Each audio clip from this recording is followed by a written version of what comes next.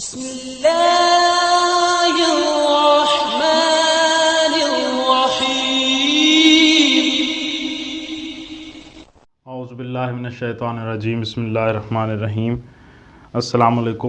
آج آپ کا میزبان ڈاکٹر کاشف بشیر تفہیم القرآن سیریز کی قسط نمبر 243 کے ساتھ آپ کے سامنے حاضر خدمت ہے، جس میں ہم انشاءاللہ العزیز سورہ بنی اسرائیل کی آیت نمبر 80 سے لے کر 93 تک کے ترجمہ اور تفسیر پر غور کرنے کی کوشش کریں گے۔ اللہ تعالیٰ سے دعا ہے کہ اللہ تعالیٰ ہماری اس کوشش کو قبول فرمائے، ہمارے اس پڑھنے کو، آپ کے سننے کو قبول فرمائے، اور اس کی وجہ سے ہماری زندگیوں میں مثبت تبدیلیاں رونما ہوں۔ بسم اللہ الرحمن الرحیم۔ وَقُلْ رَبِّ أَدْخِلْنِي مُدْخَلَ صِدْقٍ وَأَخْرِجْنِي مُخْرَجَ صِدْقٍ وَاجْعَلْ لِي مِن لَّدُنْكَ سُلْطَانًا نَصِيرًا۔ ترجمہ: اور دعا کرو کہ پروردگار مجھ کو جہاں بھی تو لے جا سچائی کے ساتھ لے جا، اور جہاں سے بھی نکال سچائی کے ساتھ نکال، اور اپنی طرف سے ایک اقتدار کو میرا مددگار بنا دے۔ جہاں سے بھی نکال سچائی کے ساتھ نکال، اس حوالے سے تفسیر میں آیا، اس دعا کی تلقین سے صاف معلوم ہوتا ہے کہ ہجرت کا وقت اب بالکل قریب آ لگا تھا، اس لیے فرمایا کہ تمہاری دعا یہ ہونی چاہیے کہ صداقت کا دامن کسی حال میں تم سے نہ چھوٹے، جہاں سے بھی نکلو صداقت کی خاطر نکلو، اور جہاں بھی جاؤ صداقت کے ساتھ جاؤ۔ آیت کے آخر میں آیا، اور اپنی طرف سے ایک اقتدار کو میرا مددگار بنا دے۔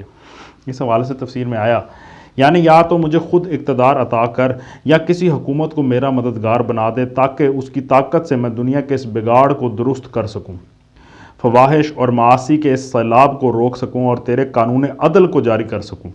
یہی تفسیر ہے اس آیت کی جو حسن بصری اور قتادہ نے کی ہے، اور اسی کو ابن جریر اور ابن کثیر جیسے جلیل القدر مفسرین نے اختیار کیا ہے، اور اس کی تائید نبی پاک صلی اللہ علیہ وآلہ وسلم کی یہ حدیث کرتی ہے، جس کا مفہوم ہے کہ اللہ تعالیٰ حکومت کی طاقت سے ان چیزوں کا سد باب کر دیتا ہے جن کا سد باب قرآن سے نہیں کرتا۔ اس سے معلوم ہوا کہ اسلام دنیا میں جو اصلاح چاہتا ہے وہ صرف وعظ و تذکیر سے نہیں ہوتی، بلکہ اس کو عمل میں لانے کے لیے سیاسی طاقت بھی درکار ہے۔ پھر جبکہ یہ دعا اللہ تعالیٰ نے اپنے نبی کو خود سکھائی ہے، تو اس سے یہ بھی ثابت ہوا کہ اقامت دین اور نفاذ شریعت اور اجرائے حدود اللہ کے لیے حکومت چاہنا اور اس کے حصول کی کوشش کرنا نہ صرف جائز بلکہ مطلوب و مندوب ہے، اور وہ لوگ غلطی پر ہیں جو اسے دنیا پرستی یا دنیا طلبی سے تعبیر کرتے ہیں۔ دنیا پرستی اگر ہے تو یہ کہ کوئی شخص اپنے لیے حکومت کا طالب ہو، رہا خدا کے دین کے لیے حکومت کا طالب ہونا تو یہ دنیا پرستی نہیں بلکہ خدا پرستی ہی کا عین تقاضا ہے۔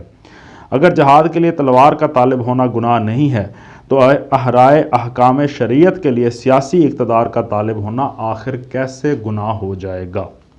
وَقُلْ جَاءَ الْحَقُّ وَزَهَقَ الْبَاطِلُ إِنَّ الْبَاطِلَ كَانَ زَهُوقًا۔ ترجمہ: اور اعلان کر دو کہ حق آ گیا اور باطل مٹ گیا، باطل تو مٹنے ہی والا ہے۔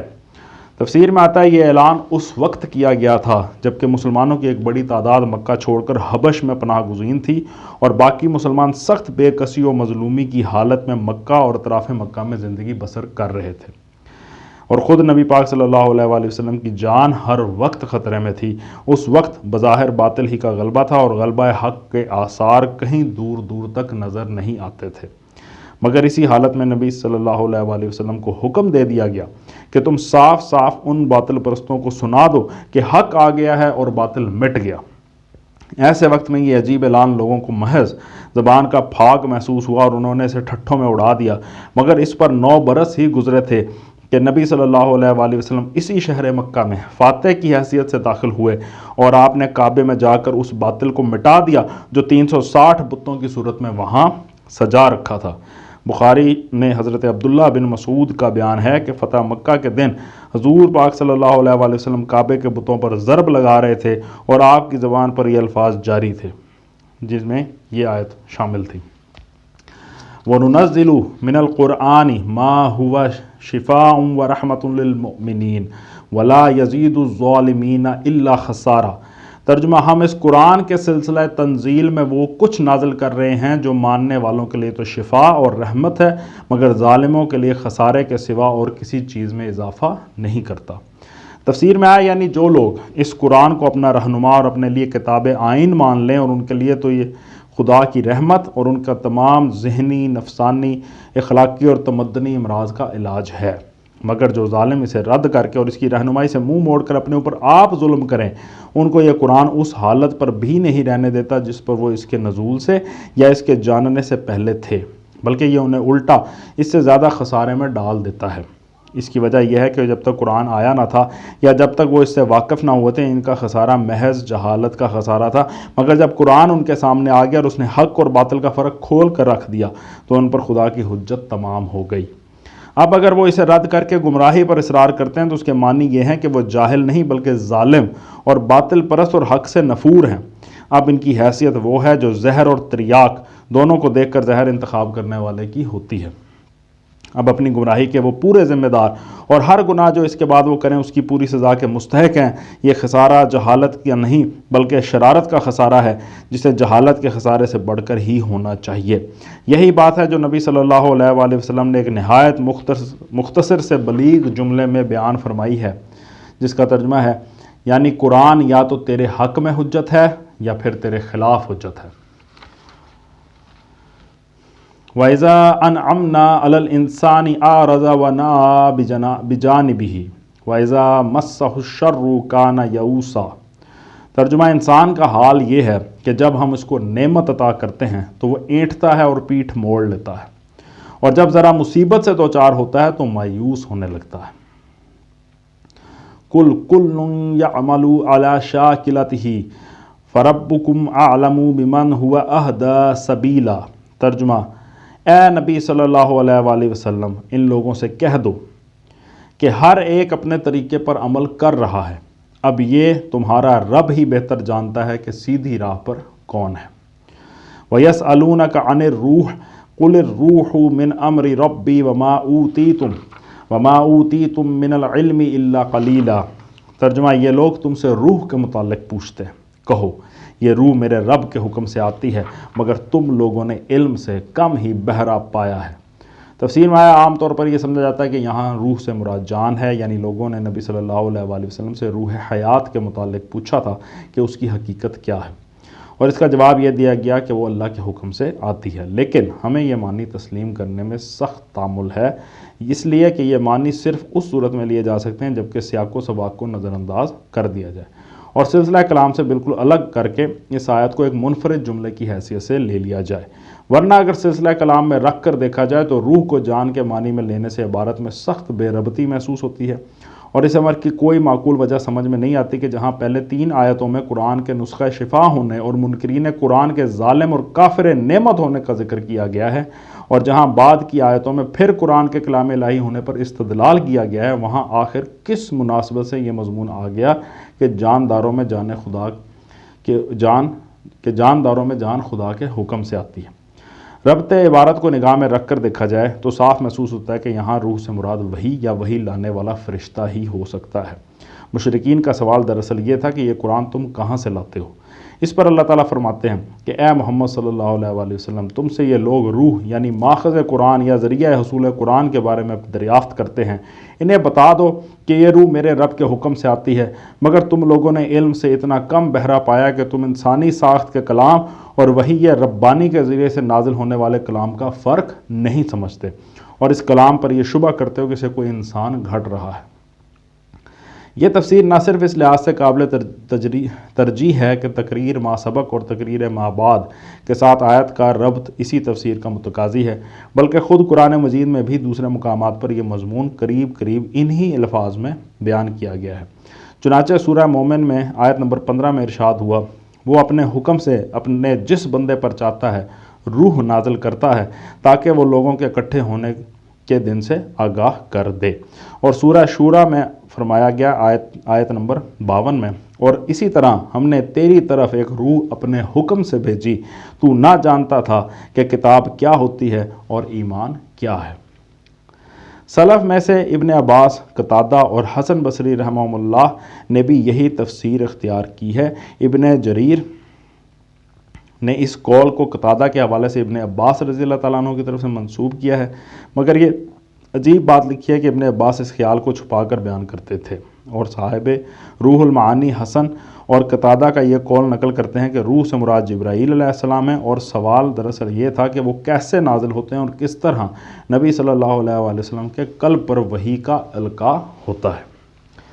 وَلَئِن شِئْنَا لَنَذْهَبَنَّ بِالَّذِي أَوْحَيْنَا إِلَيْكَ ثُمَّ لَا تَجِدُ لَكَ بِهِ عَلَيْنَا وَكِيلًا۔ ترجمہ، اور اے محمد صلی اللہ علیہ وآلہ وسلم، ہم چاہیں تو وہ سب کچھ تم سے چھین لیں جو ہم نے وحی کے ذریعے سے تم کو عطا کیا ہے، پھر تم ہمارے مقابلے میں کوئی حمایتی نہ پاؤ گے جو اسے واپس دلا سکے۔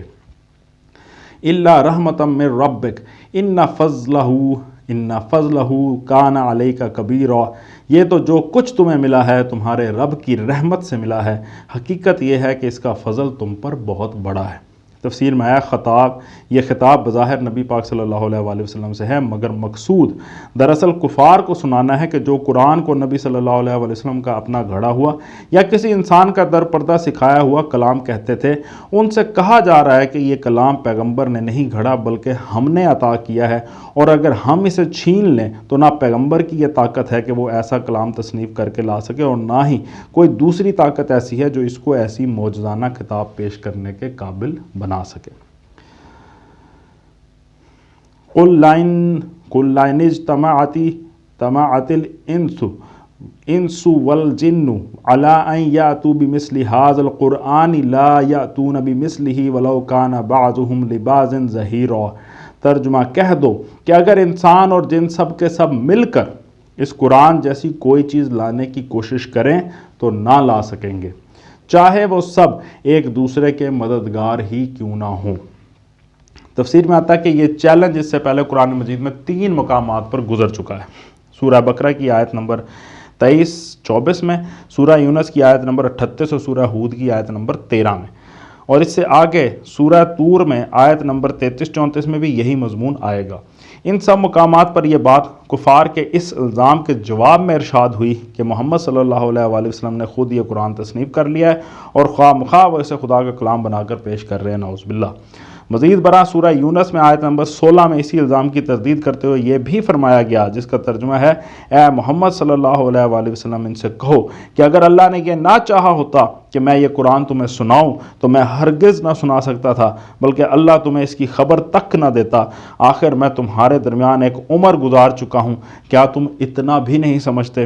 ان آیات میں قرآن کے کلام الہی ہونے پر جو استدلال کیا گیا ہے وہ دراصل 3 دلیلوں سے مرکب ہے۔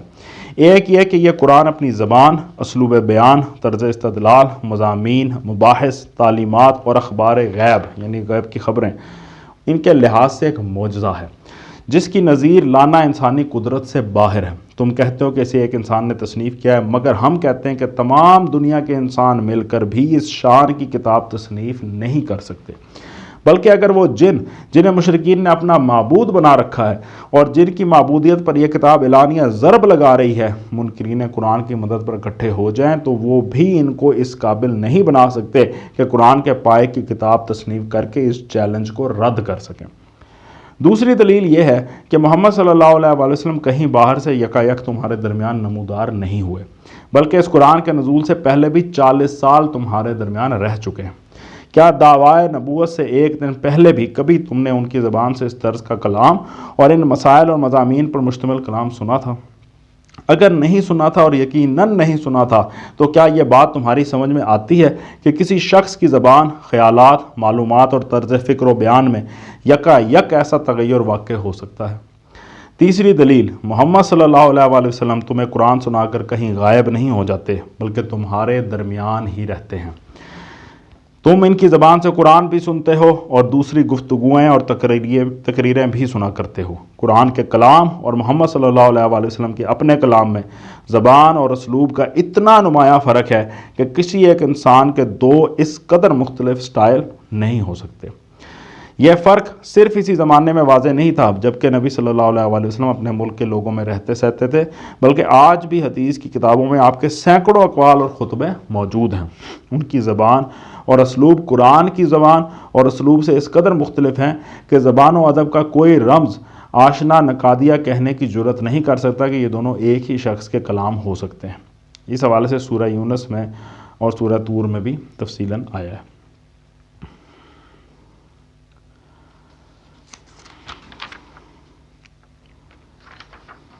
وَلَقَدْ صَرَّفْنَا لِلنَّاسِ فِي هَذَا الْقُرْآنِ مِنْ كُلِّ مَثَلٍ فَأَبَى أَكْثَرُ النَّاسِ إِلَّا كُفُورًا۔ ترجمہ، ہم نے اس قرآن میں لوگوں کو طرح طرح سے سمجھایا مگر اکثر لوگ انکار ہی پر جمے رہے۔ وَقَالُوا لَن نُؤْمِنَ لَكَ حَتَّى تَفْجُرَ لَنَا مِنَ الْأَرْضِ يَنبُوعًا۔ ترجمہ، اور انہوں نے کہا کہ ہم تیری بات نہ مانیں گے جب تک کہ تو ہمارے لیے زمین کو پھاڑ کر ایک چشمہ جاری نہ کر دے۔ او تکون لک جنۃ من نخیل وعنب فتفجر الانہار خلالها تفجیرا۔ ترجمہ، یا تیرے لیے کھجوروں اور انگوروں کا ایک باغ پیدا ہو اور تو اس میں نہریں رواں کر دے۔ او تسقط السماء کما زعمت علینا کسفا او تأتی باللہ والملائکۃ قبیلا۔ ترجمہ، یا تو آسمان کے ٹکڑے ٹکڑے کر کے ہمارے اوپر گرا دے جیسا کہ تیرا دعویٰ ہے، یا خدا اور فرشتوں کو روح در روح ہمارے سامنے لے آئے۔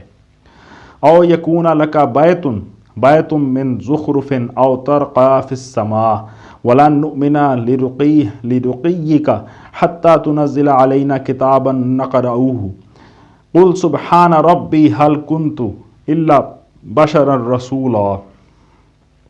ترجمہ، یا تیرے لیے سونے کا ایک گھر بن جائے یا تو آسمان پر چڑھ جائے اور تیرے چڑھنے کا بھی ہم یقین نہ کریں گے جب تک تو ہمارے اوپر ایک ایسی تحریر نہ اتار لائے جسے ہم پڑھیں۔ اے محمد صلی اللہ علیہ وآلہ وسلم، ان سے کہو پاک ہے میرا پروردگار، کیا میں ایک پیغام لانے والے انسان کے سوا اور کچھ بھی ہوں؟ تفسیر میں آتا ہے معجزات کے مطالبے کا ایک جواب اس سے پہلے آیت نمبر 59 میں آیا، اب یہاں اسی مطالبے کا دوسرا جواب دیا گیا ہے۔ اس مختصر سے جواب کی بلاغت تعریف سے بالاتر ہے۔ مخالفین کا مطالبہ یہ تھا کہ اگر تم پیغمبر ہو تو ابھی زمین کی طرف ایک اشارہ کرو اور یکایک چشمہ پھوٹ پڑے، یا فوراً ایک لہلہاتا باغ پیدا ہو جائے، یا اس میں نہریں جاری ہو جائیں۔ آسمان کی طرف اشارہ کرو، تمہارے جھٹلانے والوں پر آسمان ٹکڑے ٹکڑے ہو کر گر جائے۔ ایک پھونک مارو اور چشمے زدن میں سونے کا ایک محل تیار ہو جائے۔ ایک آواز دو اور ہمارے سامنے خدا اور اس کے فرشتے فوراً آ کھڑے ہوں، اور وہ شہادت دے کہ ہم ہی نے محمد کو پیغمبر بنا کر بھیجا ہے۔ ہماری آنکھوں کے سامنے آسمان پر چڑھ کر جاؤ اور اللہ میاں سے ایک خط ہمارے نام لکھوا کے لاؤ جسے ہم ہاتھ سے چھوئیں اور آنکھوں سے پڑھیں۔ یہ مطالبات مخالفین کفار کر رہے ہیں۔ ان لمبے چوڑے مطالبوں کا بس یہ جواب دے کر چھوڑ دیا گیا، ان سے کہو پاک ہے میرا پروردگار، کیا میں ایک پیغام لانے والے انسان کے سوا اور بھی کچھ ہوں؟ ایک سوال کیا گیا، یعنی بے وقوفو، کیا میں نے خدا ہونے کا دعویٰ کیا تھا کہ تم یہ مطالبے مجھ سے کرو؟ میں نے تم سے کب کہا تھا میں قادر مطلق ہوں؟ میں نے کب کہا تھا کہ زمین و آسمان پر میری حکومت چل رہی ہے؟ میرا دعویٰ تو اول روز سے یہی تھا کہ میں خدا کی طرف سے پیغمبر اور پیغام لانے والا ایک انسان ہوں۔ تمہیں جانچنا ہے تو میرے پیغام کو جانچو، ایمان لانا ہے تو اس پیغام کی صداقت و معقولیت دیکھ کر ایمان لاؤ، انکار کرنا ہے تو اس پیغام میں کوئی نقص نکال کر دکھاؤ، میری صداقت کا اطمینان کرنا ہے تو ایک انسان ہونے کی حیثیت سے میری زندگی کو، میرے اخلاق کو، میرے کام کو دیکھو۔ یہ سب کچھ چھوڑ کر تم مجھ سے یہ کیا مطالبے کرنے لگ گئے ہو کہ زمین پھاڑو، آسمان گراؤ؟ آخری پیغمبر کا ان کاموں سے کیا تعلق ہے؟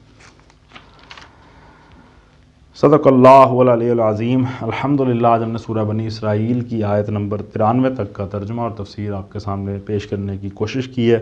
اللہ سے دعا ہے کہ اللہ تعالی ہمیں زیادہ سے زیادہ قرآن شریف کو سمجھنے کی توفیق عطا فرمائے، ہمارے دل اور دماغ کو روشن فرمائے، اور ہمیں اس ہمت اور حوصلے سے نوازے کہ ہم اس کے اوپر پوری طرح سے اپنے آپ کو، اپنی زندگیوں میں اس قرآن شریف کی تعلیمات کو نافذ العمل کر سکے۔